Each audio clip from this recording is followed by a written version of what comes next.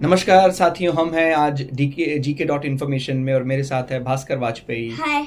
तो हम ये डिस्कस करेंगे कि जो बढ़ता बच्चा है, कोई भी जब शरीर को ग्रो कर रहा होता है तो बच्चे को सबसे ज़्यादा आवश्यकता किसकी होती है। आपने सुना होगा, कई बार हम बोलते हैं हम विटामिन, कई बार हम बोलते हैं प्रोटीन, कार्बोहाइड्रेट और फैट, वसा जिसको बोलते हैं। तो जो भी बच्चा शरीर को बढ़ाना चाहता है, जल्दी जल्दी उसका ग्रो अप करे बॉडी, तो उसके लिए सबसे ज़्यादा आवश्यकता होती है प्रोटीन की।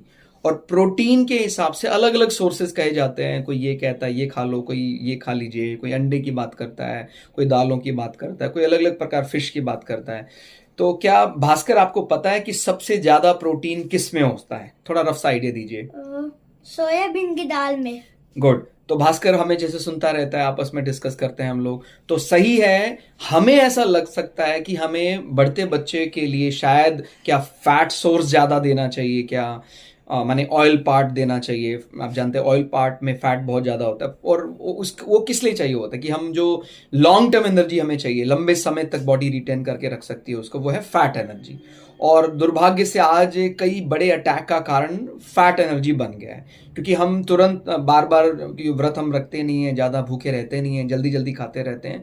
तो जो फैट है वो शरीर में अब रहता है, वो कंज्यूम नहीं हो पा रहा है। और दूसरा कार्बोहाइड्रेट, जनरली हम जो अनाज है तो लगभग सभी चीज़ों में कार्बोहाइड्रेट होता है, तो वो तुरंत ऊर्जा के लिए, इंस्टेंट एनर्जी के लिए कार्बोहाइड्रेट। अब अगर भास्कर को बॉडी जल्दी जल्दी बढ़ानी है, कोई भी बढ़ता बच्चा है, उसको सबसे ज्यादा आवश्यकता है प्रोटीन की।